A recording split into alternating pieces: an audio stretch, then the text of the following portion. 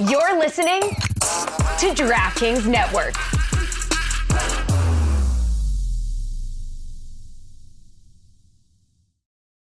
Today's episode is powered by Venmo and PayPal. Look, no matter how your favorite team did this season, there's still one way to feel like a winner, and that's with Venmo and PayPal. That's because you can choose to use Venmo or PayPal to add money to DraftKings in a few taps. You can even transfer your balance if you have one. So, the next time you get paid back for dinner, drinks, or tickets to the game, you've got the option to put the money right back into your DraftKings account. Hundreds of millions of people use Venmo and PayPal already, and there's never been a better time to join them. Don't have a Venmo or PayPal account yet? Don't sweat it. Choose your way to pay and download the app to get started. Venmo and PayPal are not a valid deposit withdrawal methods in Connecticut or Ontario. Gambling problem? Call 1-800-GAMBLER. This is The Hockey Show. Roy Bellamy, David Dwork in the Hockey News. This is our trade deadline show, ladies and gentlemen. David Pagnotta is going to show up, and so will Darren Dreger from TSN. Big guns. Big guns. Ooh. We are going to guess what's going to happen during the trade deadline. This is the trade deadline show. The trade deadline show. But before we get to that, we're going to talk about the Florida Panthers, who won their 13th game out of 15. Man. And it's a lot. It's a lot on paper when you look at it. Just a whole bunch of W's on your screen here and on the computer. So, but they haven't played well really that recently. I mean, they've gone to overtime 3 times in the last 5 games. And last night especially, we saw a couple of blown coverages that led to breakaways 1 goal. And that faceoff goal, I mean, they had 4 Panthers spotted up in front of the crease. I don't know how Stugotz was able to see that puck. Yeah, and Paul Maurice even said after the game that the first couple of goals that they scored were a little untraditional. But I think, just to your point, Roy, that's what makes this Panthers team so unique compared to past years and even other teams. When they don't have their A game, they're still able to find a way to get that dub and to get the 2 points. They scratch and claw, whether it's relying on their goaltending, relying on the ridiculous talent pool that they've got. So this is a pretty stacked team right now, even when they're not at their best. And the special teams last night, the penalty kill, even though Sam Reinhart scored a shorthanded goal, not that great. Well, I think that it was Paul Maurice was talking about after the game. You're dealing with a very young, fast, skilled team in Montreal that's really got nothing to lose right now. And Florida, for what it's worth, they've got a lot riding on every game. They've got a lot going on. They're focusing on the playoffs, so perhaps a little tight at times. But special teams are going to be clutch for this team, just because we've seen throughout the year that it's carried them, especially lately with the power play and the penalty kill. So yeah, it's the kind of thing that these are the games that you want to kind of work out those kinks. Sam Reinhart also scored a power play goal. That's number 40 and 41 on the season. Man, Sam Reinhart, that guy's going to get paid, huh? Yeah. That might be something we want to ask these insiders about. Yeah, there might be a bit of a sacrifice for the Panthers here so that they can actually pay Sam Reinhart. Well, that's going to be the big question, isn't it? Are they going to be able to pay the Reinharts, the Forslings, the Montours, everybody that's going to be UFA after this year? They're going to have some decisions to make, so we'll see if they can get everything done. Because I know there is a plan for Bill Zito, the Panthers GM, to get everything done. We'll see if everybody cooperates. And as I said, today is the trade deadline show, and from the fourth period, we have David Pagnotta. We are going to talk a little bit of trade deadline, but first, I want to talk about the Los Angeles Kings. You're over there on the West Coast. They're currently tied for a wild card spot. Do you think they're going to be buyers or sellers? Honestly, it's going to come down to the overall future or immediate future of Adrian Kempe and his health. If he's done for the regular season, and there's a strong belief that could be the case, then they're going to engage. Now, some people think he could come back at the end of the month. If that is the case, if that's the diagnosis, then cap space, bye-bye. They have none. But if he is out until middle of April to the end of the month, then they're going to utilize that full cap space, the $5.5 million that is Kempe's hit, in order to add. They've already asked about guys like Tyler Toffoli and Max Pacioretty and a few other players out there to try to get a gauge of what the marketplace is, what the price tag is like for some of these guys. But again, really everything or anything that they do for now is dependent on Adrian Kempe's health. If he comes back into March, forget about it. If it's prolonged, it's going to give Rob Blake some wiggle room. What about Quentin Byfield? It seems like he has a lot of potential. He's the highest black draft pick in NHL history, and he's having a fine season. What do you think about his career right now? Oh, it's just starting to climb. Like he's not even scratched the surface of his potential yet. And he's a versatile player. He was drafted as a center. He's playing the wing right now. He can play in different situations. He's really, actually, in the last 4 games, really propped up Pierre-Luc Dubois' performance as well, since they were kind of put on the line together. this guy is going to be an elite star in the National Hockey League. It's just going to take some guys take a little bit of extra time, and with the depth that LA has, he doesn't have to be forced into situations to be the main guy right now at this young age. He's going to be a very good player for a number of years, and I think will eventually evolve if he isn't starting to already into a fan favorite in LA. They went in the right direction with him, and they slow cooked it. They didn't want to rush him, and it's certainly paying off right now, and it will continue to. And Anze Kopitar has, including this year, 3 years left on his contract. Does he have enough left on the tank, or do you see him playing out the rest of his career on that contract? He's going to kind of see where it goes. I mean, I wouldn't be shocked if this is his last overall deal. Maybe depending on where they're at, maybe he sticks around for another a year or whatnot. But, you know, when the sun kind of settles on his playing career, he'll eventually go back to Slovenia for the most part. Probably still have a place in LA, but go back to Slovenia with the wife and kids and just live basically like a king out there. He's a huge celebrity in his own country, as well as obviously in LA. So look, he's having a great year. He had some, little, I guess maybe a round all-star right before he dipped a little bit. And maybe some people were questioning his longevity, but he's kind of re-upped that in the last little bit. Really, the entire team kind of reinvigorated recently, and a nice 5-1 victory the other night over Vancouver should add a little bit of extra confidence, not just to him, but the rest of that roster. Dave, I want to switch gears to the Eastern Conference now. A couple of the top teams in the East that are possibly cup contending could be active at the deadline. Not so sure. Curious your take on both the Carolina Hurricanes over in the Metropolitan and the Boston Bruins in the Atlantic. Well, Carolina right now is looking to add up front. There's they were part of the goalie discussions, but with Freddie Anderson set to come back, they actually have to figure out what they want to do there because they're going to end up with 4 goalies active once Freddie does come back, and he's been skating for the last few weeks. Should be ready to go, by the sounds of things, sometime next week, if not a little bit sooner. But they want to add up front. They want to add an extra little bit of scoring punch to that lineup and kind of deepen their offensive abilities. And if they can do that, and there was some talk that they were making a little bit of progress on that, so maybe we get word, later today or even tomorrow. But the Hurricanes would like to certainly add to the offensive side of the game. And I think from Boston's perspective, they're looking at every option. They're looking at defense. They've kicked the tires on guys like Sean Walker and Matt Dumba. If the prices drop a little bit, then I think they engage a little bit further on that. Otherwise, or in addition to that, I should say, center position. They'd like to add up front as well. Center position still a primary to further deepen themselves up the middle. Alex Wenberg, I think, is a guy on their radar out of Seattle. I did also want to ask you about the Florida Panthers. We've heard them mentioned with the likes of Noah Hannafin. We've heard them mentioned more recently with Vladimir Tarasenko. Now, I've heard that Tarasenko is interested in coming to Florida. I'm not sure that there's mutual interest there. I wanted to get your take on that. Yeah, I think he would. I think that's a destination, and my understanding is he is willing to move to a contender. He's relayed that message to the Ottawa Senators. It's just a matter now of Steve Staios, their GM, kind of figuring out what the best deal is. But he would be interested in going to Florida.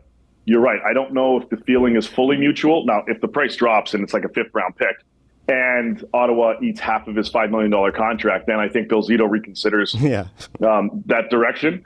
But barring something like that, I think there are other teams. I think Carolina, who tried to sign him in the summer, would be in on him. I think Vegas is in on him, a few other teams. But Tarasenko is going to have options, but he is willing to go to a contender. It's just a matter of the Sens now finding the right fit. The bottom 3 teams are Anaheim, San Jose, and Chicago. Obviously, Chicago's probably not going to do anything for this deadline, but what do you see Anaheim doing at the trade deadline? Frank Vetrano is out there. Adam Henrique is out there. Sam Carrick is out there. Teams are calling about some of their other players as well. Vetrano has 1 year left on his contract. The Rangers would love to make that reunion happen again and bring him back to the Big Apple. So they're having conversations there. Adam Henrique is being discussed across the board. He just had his I guess him and his wife had their second child at the start of the week. And the Ducks were waiting to see, when that would happen. And talks have kind of picked up since, now that they welcome their second daughter. So we'll see kind of how that progresses, but I'm expecting, and Adam is too, that he is going to get traded ahead of the deadline, just a matter of when, not if. Vetrano, because of that extra year, they don't have to do it. But if, the Rangers, for example, pay a bit of a premium, then I think they would certainly bite on that. John Gibson is still available, but I think that might be more of a summer thing if it does happen. And we'll see who else can kind of get plucked out of there. Jakob Silfverberg, unless Anaheim retains half of that contract, probably going to be sticking around. He's a UFA at the end of the year as well. Dave, with the Edmonton Oilers, they've been a lot of fun to keep track of this year, obviously. It looks like they're going to be a playoff team. It sounds like that they want to be pretty active at the deadline and kind of load up for a playoff run. What do you see them doing, and do you see them kind of making that run? I do. If they make these ads, they want to add a defenseman. They want to add a mid-six forward, somebody that can slot in, be interchangeable second, third unit, depending on situational play and playoff matchups and things like that. So Pavel Buchnevich out of St. Louis, who's got another year in his contract, they're very much engaged in that. I think Carolina, again, another team that we just talked about looking for forwards, I think they're in that mix. Vegas as well. He's got a pricey tag to him. I mean, you're basically looking at 2 first-round picks plus to get Buchnevich out of St. Louis, or a first plus an equivalent level prospect. But Edmonton's right in the thick of things. They also want a defenseman. And for them, if they make any additions that are impactful, they're going to have to move bodies out. They're right up against the cap. So anything that comes in, even if there is salary retention, it's going to require somebody moving out, whether it's Cody Ceci or Brett Kulak on defense or Warren Fogle up front. All three of those guys, and I believe they know that they could be casualties of the cap situation in Edmonton. I wouldn't be surprised to see something kind of happen there. In fact, I believe, actually, I'll put this out here before I report it elsewhere. They have an offer on the table for one of the top defensemen that are available right now. It's a first-round pick and Cody Ceci. I don't know if it gets to the finish line, but that's something that's currently on the table for one of the defensemen that are out there. Finally, the Ottawa Senators, probably one of the biggest disappointments of the season, second to last in the conference. Yeah. Do you see them selling off maybe a Jacob Chychrun? Well, he's available. They've been telling everyone they're not shopping him, but they're also saying, all right, well, give us your best offer, or let's talk more about this. So semantics, really. But teams have called about him. They've called about Josh Norris, who just got hurt and his season might be over. So a lot of teams, when you're at the bottom, they like to vulture in and see where they can get some deals or force somebody to potentially, make a panic move. I think unless something steps up for Chychrun, I think this is a discussion that happens in the offseason closer to the draft. I wouldn't be surprised at all if something happens around that in June in Vegas. But, barring that, we talked about Tarasenko. Dominic Kubelik's going to be moved. That's their goal anyway, that he gets moved out as well for basically a mid-round pick. And then outside of those two guys, they're open to hockey moves, whether it's Chychrun or other people, some players before Riley Gregg slapped that puck right into that open cage in Toronto. Teams were calling about him too. So everyone's just kind of looking around and just making inquiries to see what's there. But I think Ottawa, if they can, would like to be active, and they're utilizing this deadline as basically a speeding up process for their off-season movement. So if they can make moves now and then follow that up at the draft, go into free agency, add to this group, I think that's the objective, especially with this deadline for the Sens. So it's going to be interesting to see how they kind of play this one off. But if they do something fairly bold, whether it's Chychrun or somebody else, don't be shocked. From the fourth period, David Pagnotta, thank you for joining us. You got it. Thanks, guys. Today's episode is powered by Venmo and PayPal. Look, no matter how your favorite team did this season, there's still one way to feel like a winner, and that's with Venmo and PayPal. That's because you can choose to use Venmo or PayPal to add money to DraftKings in a few taps. You can even transfer your balance if you have one. So, the next time you get paid back for dinner, drinks, or tickets to the game, you've got the option to put the money right back into your DraftKings account. Hundreds of millions of people use Venmo and PayPal already, and there's never been a better time to join them. Don't have a Venmo or PayPal account yet? Don't sweat it. Choose your way to pay and download the app to get started. Venmo and PayPal are not a valid deposit withdrawal methods in Connecticut or Ontario. Gambling problem? Call 1-800-GAMBLER. Don Batard. Oh, I think Larry Fitzgerald's on the green right there. Stugotz. That's Alfonso Ribeiro. How do you think that Larry Fitzgerald and the son. Oh, the son. To be fair. To be fair. All right, whatever. Alfonso Ribeiro has a great ass. This is the Don Batard Show with the Stugotz. On TSN in Canada, there are 2 days that everybody looks forward to. It's the trade deadline show and the free agent show. We are looking forward to the trade deadline show. That's Trade Center on TSN. That's going to be next week on Friday, March 8th, starting at 8 a.m. They're going to have like 35 people on the panel. On this. It's going to look like an Earth, Wind, and Fire concert, really. So many people are going to be on the stage. And one of those people is Darren Dreger. Darren Dreger is going to join us to talk trade deadline right now. And we're going to start off with the 2 trades that have happened already. We're going to start off with Chris Tanev. Can you explain what happened in that trade? Well, it was an interesting trade. I mean, obviously, Chris Tanev as a right-shot defenseman was one of the most coveted available defensemen.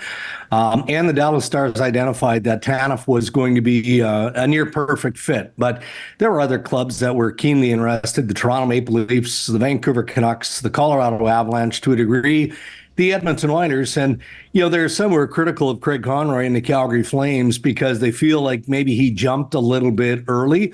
But they got a package that they were looking for, including a prospect defenseman who is tracking to be a real good defensive defenseman in the National Hockey League. So that's the tricky balance, guys, between now and the March 8th trade deadline, is knowing when to pull the trigger. And the Tanev deal, I think, more or less kind of restarts the trading platform, if you will. And obviously that carried into Ilya Lyubushkin going from the Anaheim Ducks to the Toronto Maple Leafs, with the Carolina Hurricanes involved as a broker.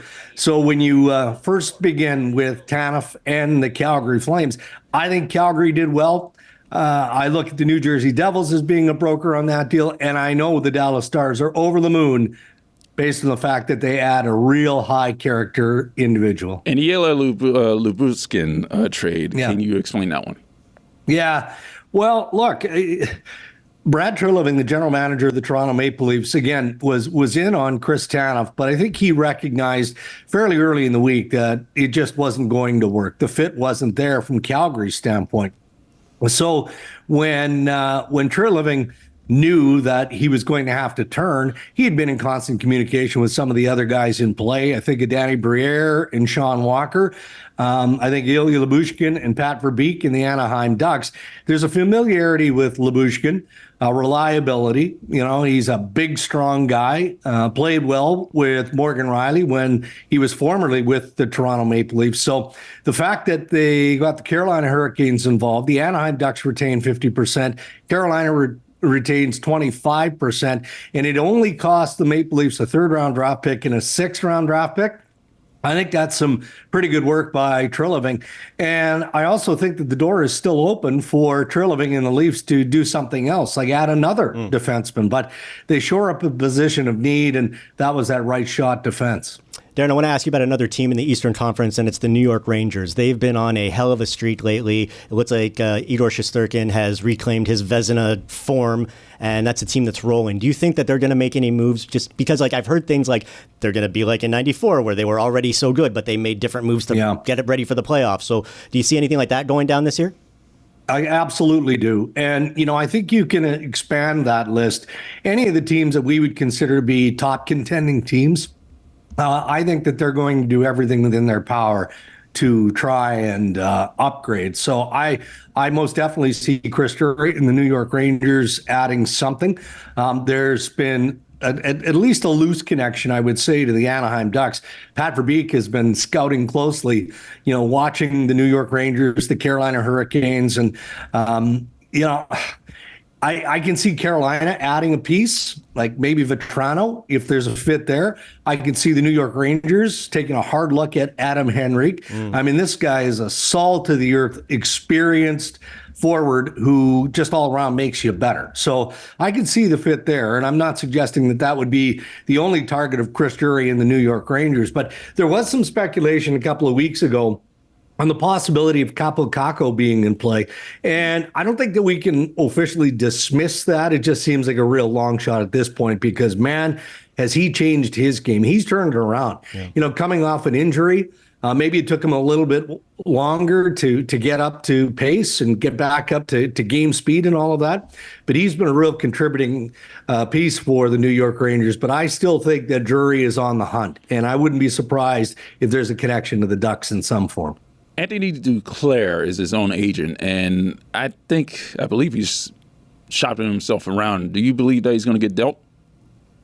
Well, he's on the list, so I can't dismiss that possibility. I'm always careful in putting too much stock in the list of trade bait players that all of us produce on a daily basis. But I mean, we put those names on those graphics because they're legit. Those are players in play. I can appreciate why Anthony Duclair would be in play. He's a very quick forward. He's got the experience. He certainly has the resume. Does it get a little trickier because he represents himself? Maybe. But in today's world, unless you have true trade protection, which includes either the no trade clause or the no move clause, the agents aren't as involved as they once were in negotiating these trades, unless you're looking at a type of extension. But when I think of Anthony Duclair, I think of a depth forward who can also play up in the lineup. So I think that there'll be some interest, and I'm sure that there is some interest in Duclair. Now, one of the hottest teams in the West lately has been the Nashville Predators, and looks like they're going to be a playoff team. They're right on above the Mendoza line, and there's a bit of a gap there, as you know, in the Western Conference standings. Now, this is a team that's got picks, they've got cap space. Do you think Nashville is going to be making some moves and try to maybe make a little playoff run here? Well, I could see Nashville making some moves. Excuse me, just battling a bit of a cold here. But making moves in the sense of trying to improve. I feel like we should be past the speculation on UC Saros, even though people continue to talk about it. I can't envision, the run that the Nashville Predators are trying to build on as we get in the late stages of the regular season here. And the playoffs right around the corner, and you trade a star goaltender like that. Carrier's name has been out there. I think that's a bit of a long shot now. But maybe Barry Trotz, the general manager of the Preds, has changed his thinking with the currency that he has to maybe bring in some reinforcements. So among the teams that we're watching closely, fellas, for the next week leading up to next Friday's trade deadline, the Nashville Predators, because there is a level of uncertainty. They've kicked the switch here. They're not looking to be in the selling mode, but given some of the assets that they have, perhaps they're in a position where they can add to kind of bolster what they already have with the playoffs in mind. The two teams that Steve Yzerman has affected the rosters, Tampa and Detroit, are currently in a wild card spot. Do you see them making any moves? Well, when I look at the Tampa Bay Lightning, I have all the time in the world for the management of Julien Brisebois, the GM of the Tampa Bay Lightning, because he was recognized since he took over the position from Yzerman that it's a real small window, that window of having an opportunity to compete for the Stanley Cup. And they've been very, very successful. But when you look at the roster of the Tampa Bay Lightning, I think that you can absolutely appreciate that this is a team that knows that window is coming to a close here. So I'd be surprised if Tampa Bay isn't actively involved. It looks like they want to add something to their defense. There's been open speculation about maybe connecting to the Calgary Flames and Noah Hanifin. As of our reporting yesterday, the Flames don't have enough yet. That can change with a simple phone call to encourage them to move Hanifin, who's playing his best hockey. But I could see Tampa Bay and the Boston Bruins, as an example, trying to improve in that area. And then I think Steve Yzerman and the Detroit Red Wings are still feeling things out a little bit and trying to figure out where they are. Are they a playoff team? Are they a non-playoff team? Yzerman has been pretty creative and very active over the last number of years as, the Red Wings come out of that long rebuilding process. So as much as he may want to give his guys a shot in the arm, it also has to be made. Decisions like this has to be made more so on the long term. What's the better fit for the Detroit Red Wings moving forward, as opposed to helping on the short term in trying to lock down a playoff spot or stay in the mix? Now, out west, the big name that we've heard a lot lately is Elias Pettersson. Can you kind of give us an insight on what the latest is with him in Vancouver? Well, that's a developing story, and it is a big one in Vancouver and really around the National Hockey League. And this is crafty veteran management by Jim Rutherford, Patrick Allvin, and the Vancouver Canucks, because last weekend there was speculation that surfaced that, Rutherford and the Vancouver Canucks were actually approaching teams and at least nibbling at the edges of the potential of trade with Pettersson, either between now and the deadline or probably more likely in the offseason. And I think that was purely with design to encourage the player to the negotiating table, which absolutely happened. So it worked. So the contract negotiations began on Tuesday night, continued into Wednesday, yesterday, and I'm sure that they'll resume again today. It's a tricky one, right? Because Elias Pettersson did not want to be a distraction. He didn't want to be disruptive, but now he's in a position where, all of the speculation, everything that's hovering around the Vancouver Canucks has been exactly that. So why not engage? And that's where they're at now. A player of that magnitude, you're looking at anywhere from a 5-year contract extension to the maximum 8 years. And when you look at the productivity of Elias Pettersson, I look at the extension of William Nylander and the Toronto Maple Leafs, and that came in at an annual average salary of $11.5 million. Now, Pettersson is tracking a little bit higher than that, but you have that restricted free agent year, so it is complicated. And what will happen is Pat Brisson and JP Barry, who represent Elias Pettersson, will gather all of the options and the possibilities that they've discussed and negotiated with Canucks management, take them back to Pettersson and say, all right, which one is the best fit for you? Pettersson will decide which one is the best fit for him. And if that jives with the Vancouver Canucks, then they get a deal done very quickly. Could it be 2 days? Sure. Could it be a couple of weeks or in the offseason? Absolutely. Because, it's fashionable now for players, again, of that level and that skill set to want a shorter term. So I'm sure the player is looking at a 5-year option, and the Vancouver Canucks are probably thinking, no, we'd prefer to get you on an 8-year extension. So I think there's some work that lies ahead. And down here, we cover the Florida Panthers, and they have people that they need to sign in the offseason. But for right now, looking at the trade deadline, what do you think Bill Zito has up his sleeve? Well, Billy Zito always has something up his sleeve. He's one of the more aggressive general managers. But also, guys, you know this because you watch this team closely, and they are so good. I mean, in so many different ways, they are considered the model of the Eastern Conference and maybe to a point across the National Hockey League based on how Paul Maurice has that team committed to playing. They play hard, but they can play any different way. So you got to be careful not to mess too much or tinker too much with the chemistry. Now, I think that the Florida Panthers would like to add a winger, maybe a depth center. But I don't think that Bill Zito is looking at the looming trade deadline through a position of need. You always have wants, but it's money in, money out for the Florida Panthers. They're a cap team. If there's an opportunity to add a depth forward, then I'm sure he will do that. And it wouldn't surprise me at all if he does that. But if there isn't an affordability or if there isn't a financial fit where he just, he can't make it work, I don't think that the Florida Panthers are overly concerned or look at their roster and see holes. I don't believe that for a second. You can catch him on one of TSN's biggest shows of the year, is Trade Center. It's next week, March 8th, starting at 8 a.m. Darren Dreger, thank you for joining us. Okay, guys, thank you. Don Batard. How do people always go missing in the mountains? Don't go to the mountains. And by the way, I don't want to bring race into it. This is the most white people thing ever. Going missing in the middle of the mountains. It's the strangest thing. You go by yourself. You don't take a radio. You don't take a phone. You're missing for 4 days, and they find you like 10 years later covered in snow. And it's like, don't go by yourself. If you're going to go on a trail, don't go by yourself. Stugotz. Put it on the poll. Is it the whitest person thing ever? I believe is what you called it. Going into the woods by yourself. Is going into the woods by yourself. I can't disagree with that, man. I mean, so black people don't camp? Yeah, black people don't hike. They don't camp. They don't go out into the woods. This is the Don Batard Show with the Stugotz. YouTube and DraftKings Network exclusive here. We're going to open up the club in moments. We have to get to the polls as well. For those on YouTube, you will see a Ben Lyons, David Sampson, Adnan Dwork segment that also appears on our podcast feed. Very excited to announce. I know Dan did it awkwardly earlier this week, but the three of those gentlemen will be here in studio March 10th, a Sunday, for a live watch party, a watch along for the Oscars.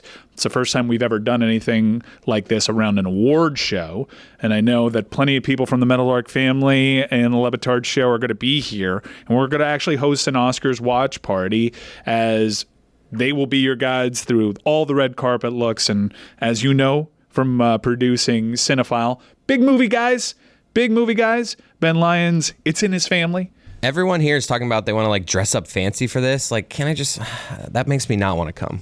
Yeah. That's the only reason I'm going to show up. We have makeup. We have hair and makeup. Willow's going to wear a tuxedo. I saw a thing in Slack about let's dress to the nines. I'm like, God, I just want to wear a hat. You want to dress some more like the fours? Yeah. I just want to wear maybe a 2. Like, can I wear one of those shirts with the tux? Like, hey, I'm the wacky guy who's wearing a shirt. Oh, that's a great idea. Mike Fuentes is going to do that. Damn it. Just Jack Black it. Yeah. Wow. But I'm very excited about that. It's the first time we've tried something like that, and it opens us up to a whole new audience. So, and those 3 guys are really good at what they do, and I'm excited to see them work together. We've had a fair amount of polls this week. Chris Cody, what are the polls? I have them. Billy Gill, what are the polls? All right, before we get to the polls, I just want to remind you guys the polls are presented by the new season of Peacock, the Peacock original, The Traitors, streaming now with new episodes Thursdays at 9 p.m. Eastern, only on Peacock. And I want to talk to you guys about The Traitors, but I'm not because it aired last night, so I don't want to spoil anything. So I will not be talking to you about It's a good show. The Traitors right now. I love it. So does Taylor's mom. Oh. Yeah. Anyways, is roller skating a good idea right up until you're about to do it? 85.8% of the audience said yes, it is. Have you ever honked your love and support for someone with your car horn? 55% of the audience said yes. Did you know that Finland was the happiest place on Earth? 55.8% of the audience said no. They didn't know that. I want to go there for the Panthers game. Panthers, yeah. I wanna go Reportedly, there. it hasn't been confirmed by the Panthers, but they're going to be playing. sit in Has it the been? sauna. They're going to be playing the Stars because Sasha Barkov is That's his home country. well, yeah. Barkey. We've just totally forgotten about the Russian. Does aspects Dallas of have a that. player from there? Is that why? I'm just curious. I don't know. I'll double check for you. Get back to me on that. Please close that loop. Where would you prefer to be, the happiest place or the most magical place? Magical.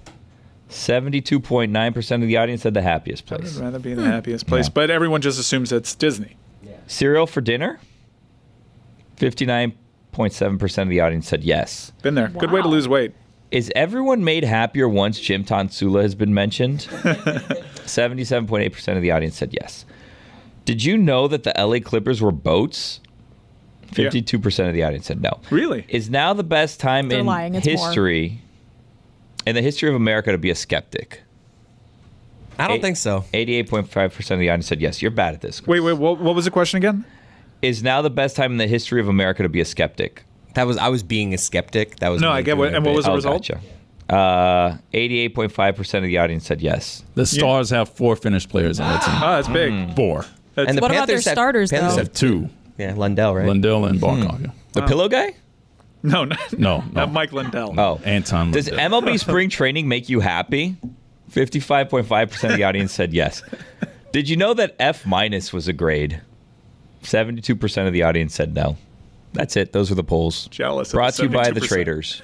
Jealous of the people that have never received an F-. 72% is an F minus. Yeah. No, it is not. It's like a C plus now. This is It's your almost a C. B. Yeah. What? Oh, That yeah. was an Kids F are at my stupid as school. hell Wow. now. Yeah, geez. Oh, wait, Wow, You you needed got a fancy-ass 93 to get an A. I think it might be an A now, They did- actually. when I was in high school, they changed it. Like when I was in the middle, that's I guess I'm dating myself. But then 90 to 100 was. They made it like a 10-point scale at one point in time. Yeah. Yeah. 80 Oh, yeah. To 89 B, 70 to 79 C, 60. My school punished us. That's a C. By that. A C metric. was an 84 at my school. Yeah.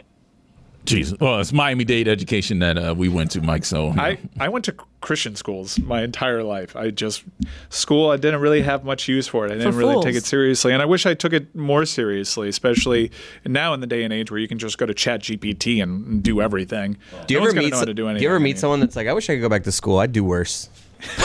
I just f- shit up. I did too well. I would probably do worse, but my grades would be better because of how much we've advanced with artificial intelligence. I remember taking tests where there were no calculators involved. I want to go back to school. I feel like I'd enjoy learning stuff now. I didn't enjoy it at the time. What would school be I just like? wanted to get drunk. I'm over these people that want to go back and do That's- things when they were younger. Get me to retirement. That's where I want to get to. Really? Yeah, I don't want There's to be so young much again. So life. I'm Closer to fine death, being young. then. Get me exactly right. What Get do me you closer. imagine it was like? Like, what would a school be like if it was all people that were doing it a second time? Like, would it be a more rowdy experience? Creepy as hell. Check Mr. Beast. He's definitely done this. that is exactly I took how 1,000 Mr. Beast people, video starts. and they went back to school for 6 months. I paid them $10,000 a day. I held a 1-year-old captive for 3 months. Here's the one that was crazy. I had an ad for that on Twitter every time I logged in for a week, and I was too afraid to click it and watch. I trapped this person inside of a supermarket to see how long it would take before they